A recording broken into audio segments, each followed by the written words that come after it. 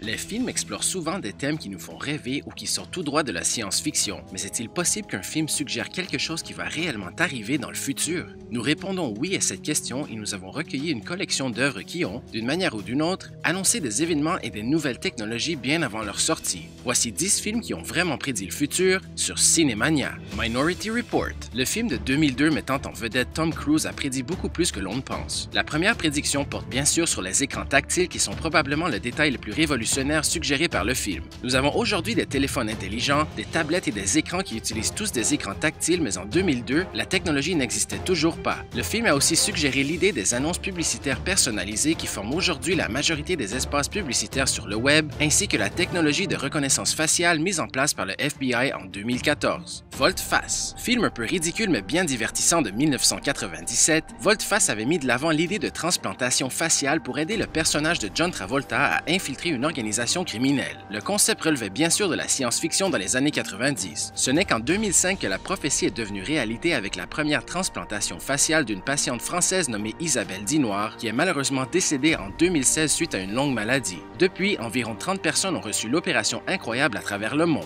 2001, l'Odyssée de l'espace. Le chef-d'œuvre de Stanley Kubrick de 1968 a évidemment été à l'avant-garde des autres films de l'époque, mais a également été à l'avant-garde des nouvelles technologies. On peut y trouver des tablettes intelligentes qui ressemblent au fameux iPad de Apple, une station spatiale internationale qui n'a été lancée en orbite qu'en 1998 dans la réalité, et bien sûr une intelligence artificielle qui nous rappelle étrangement à Siri HAL 9000. Est-ce que Kubrick avait eu des visions du futur en imaginant son film ou est-ce qu'il a influencé la venue des nouvelles technologies avec son œuvre spectaculaire? Probablement un peu des deux. Total Recall. Le film de Paul Verhoeven de 1990 était un véritable bijou de la science-fiction. Quelques éléments de Total Recall, un peu fantastiques à l'époque, ont trouvé leur place dans notre société. Le film avait proposé des scanners corporels à ondes millimétriques qui ont fait leur apparition dans les aéroports dans les années 2000 et des voitures à conduite autonome qui existent bien évidemment chez Google et Tesla. Le film sera certainement à la source de la prédiction des hommes sur Mars, mais nous devrons attendre un peu plus longtemps pour vérifier celle-là. Retour vers le futur 2. On ne peut parler des films qui ont prédit le futur sans parler de Retour vers le futur 2. Par où commencer? Nous n'avons malheureusement jamais eu de voiture DeLorean qui voyage dans le temps, mais nous avons eu droit aux écrans de télévision plats,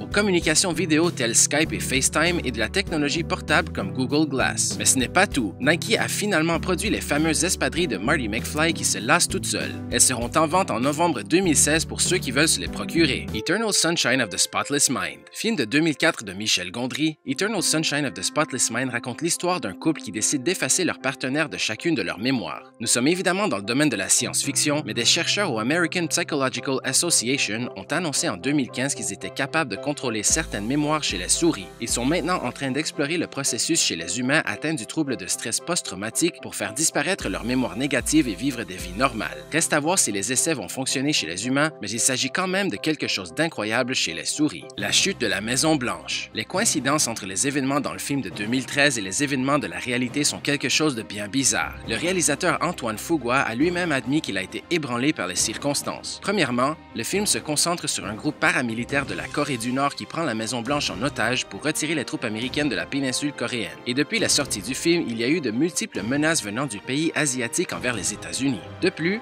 lors de la production du film en 2011, un tremblement de terre a endommagé le Washington Monument tout comme l'avion dans la chute de la Maison-Blanche devait le faire dans son scénario. Finalement, 5 jours après sa sortie en salle, le président Barack Obama a nommé la première femme à la tête des services secrets américains, Julia Pearson, qui rappelle tout de suite au personnage d'Angela Bassett qui exerçait cette fonction dans le film. Bien plus que des coïncidences selon nous. The Truman Show. Avec sa sortie en 1998, The Truman Show n'avait pas prédit l'avènement de la télé-réalité puisque quelques émissions comme The Real World avaient déjà paru aux États-Unis, mais a bel et bien annoncé son énorme popularité sur le marché mondial. Depuis, nous avons vu la naissance des séries télé-réalité telles Survivor, Big Brother, The Bachelor dont les concepts sont vendus à travers le monde et l'apparition de superstars telles la famille Kardashian qui connaissent un énorme succès grâce au genre. Matrix.